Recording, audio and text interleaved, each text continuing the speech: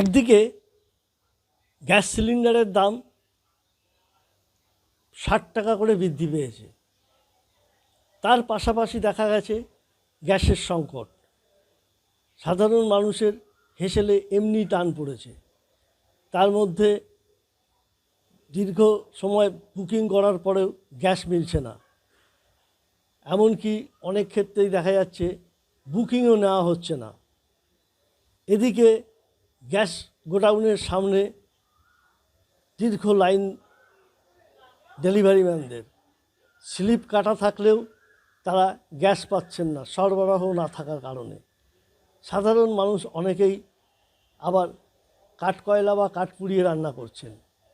পাশাপাশি gas cylinder যারা delivery করেন তারা আশঙ্কা করছেন যে তাদের উপর কোনো হামলা না হয়।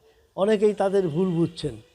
এই নিয়ে চরম অব্যবস্থার শিকার সকলেই। পরিস্থিতি খুব খারাপ। তার মানে আমার ঘরে ছোট বাচ্চা, গ্যাস শেষ হয়ে গিয়েছে, গ্যাস তো বুক নিচ্ছে না, গ্যাস কবে দেবে তাও বুঝতে পারছি না। আর এই যে কাঠের উনান, কতক্ষণে আমি জল গরম করব, বাচ্চাকে কখন খাওয়াবো, কি করবো আমি বুঝতেই পারছি না নিজে, যে আমি গ্যাসটা কবে পাবো। বিগত 7 তারিখে যারা বুক করেছিলেন সেই স্লিপ মোটামুটি 1555 এরকম স্লিপ বেরিয়েছিল। সেখানে আমার দাঁড়িয়ে 755টা মতো সাপ্লাই হয়েছে। এই মুহূর্তে 800 স্লিপ পেন্ডিং আছে। এই স্লিপগুলো কাস্টমার বুক করেছে, পেন্ডিংয়ে পড়ে আছে, কোনো সাপ্লাই হয়নি। এই মুহূর্তে আমাদের কোনো গাড়ি আসেনি, আমরা বসে আছি সবাই মিলে, কোনো সাপ্লাই নেই। গ্যাস কি এখন সংকট? বুকিং করলে তো কাস্টমার পাচ্ছে না। আজকে বুক করলে 5 দিন 7 দিন, স্লিপ যখন বেরোবে তখন পাবে।